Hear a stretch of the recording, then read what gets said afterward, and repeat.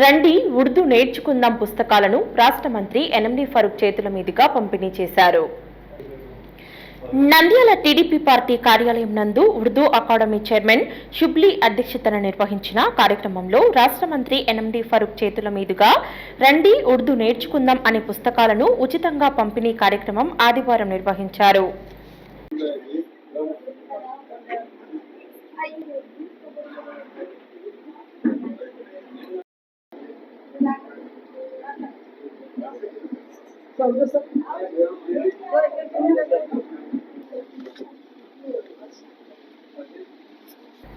వారు మాట్లాడుతూ ఉర్దూ భాష మన సాంస్కృతిక వారసత్వంగా మరియు పురాతన సంస్కృతిని ప్రతిబింబిస్తుందని అన్నారు.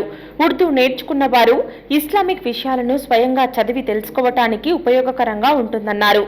వక్ఫ్ బోర్డ్ ప్రవేశపెట్టిన తాలీం హునర్ విద్యా కార్యక్రమం ద్వారా విద్యార్థులకు ఎంతో ప్రయోజనం చేకూరుతుందని తెలిపారు. మన వక్ఫ్ బోర్డ్ చైర్మన్ గారు అబ్దుల్ అజీజ్ గారు వీరందరూ కలిసి తాలీమే హునర్, ఈ తాలీమే హునర్ అంటే ఏంటంటే ఎవరైతే 10వ తరగతి విద్యార్థులు 10th క్లాస్ లో 75% కన్నా ఎక్కువ మార్కులు సాధించారో వాళ్ళందరినీ కూడాను ఒక టాలెంట్ టెస్ట్ అనేది నిర్వహించడం జరుగుతుంది.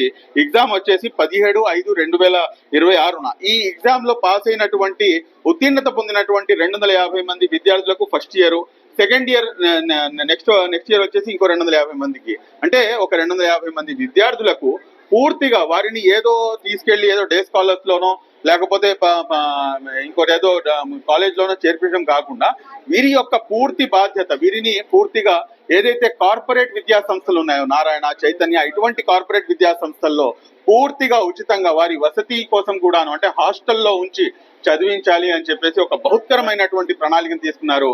ఈ రోజున రండి ఉర్దూ నేర్చుకుందాం పేరుతో ఉచితంగా ఉర్దూ భాషను నేర్చుకునే అవకాశం కల్పించినట్లు పేర్కొన్నారు. నంద్యాల పట్టణంలోని మౌలానా అబుల్ కలాం ఆజాద్ ఫంక్షన్ హాల్ దగ్గర నబీనగర్, కానాల, అయ్యలూరు, గాజులపల్లిలో ఉచిత తరగతులు నిర్వహిస్తున్నట్లు తెలిపారు. ఈ అవకాశాన్ని ప్రతి ఒక్కరూ వినియోగించుకోవాలని కోరారు. కార్యక్రమంలో టీడీపీ నాయకులు ఎన్ఎండి ఫయాజ్, ఇలియాస్, డాక్టర్ బాబన్ పలువురు పాల్గొన్నారు.